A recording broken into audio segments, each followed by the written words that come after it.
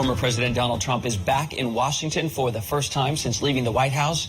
An adoring crowd was there cheering him on in something of a homecoming, something of a finger in the eye of the political establishment. But new tonight, behind the scenes, a bombshell report from the Washington Post suggests Trump is being eyed by the Justice Department in a criminal probe. Newsy's Nathaniel Reed was in the room today with the former president. Nate, let's start with this breaking news from DOJ. Apparently, Trump is being investigated for what?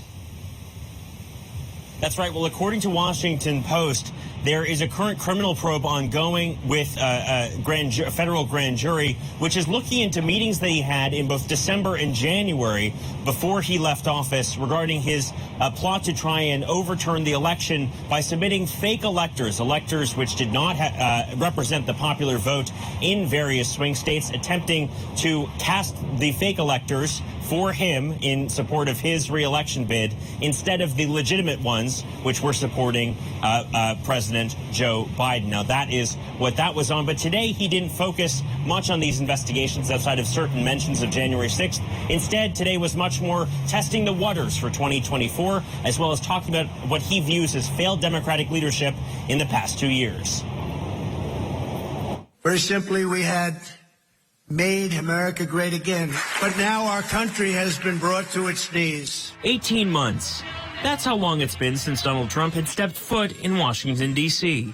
He made his return on Tuesday to deliver a policy speech at the America First Policy Institute's two-day summit, a gathering of pro-Trump lawmakers, prominent conservatives, and members of the former president's administration.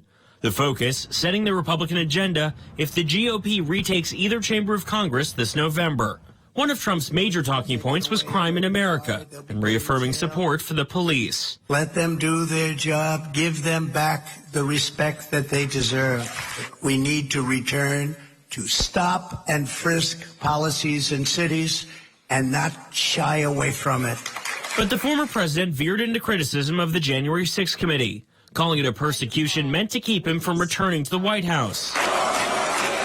A possibility that elicited cheers from attendees. It's happening now with the January 6th.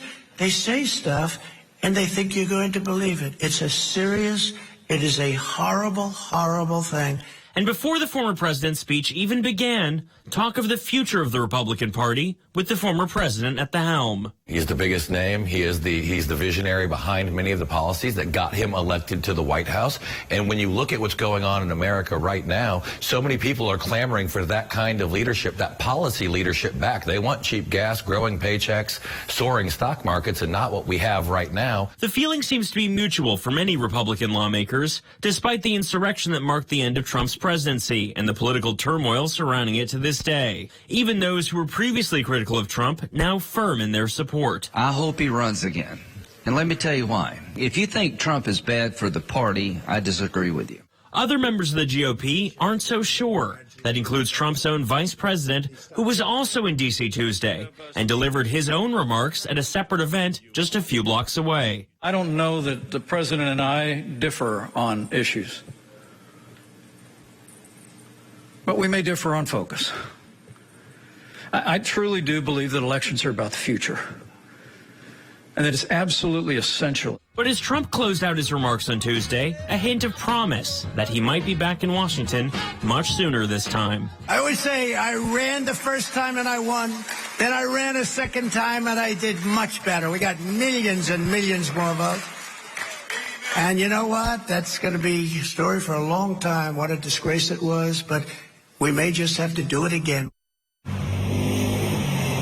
And there was a pretty big dichotomy chance in which Washington Republicans attended today's event.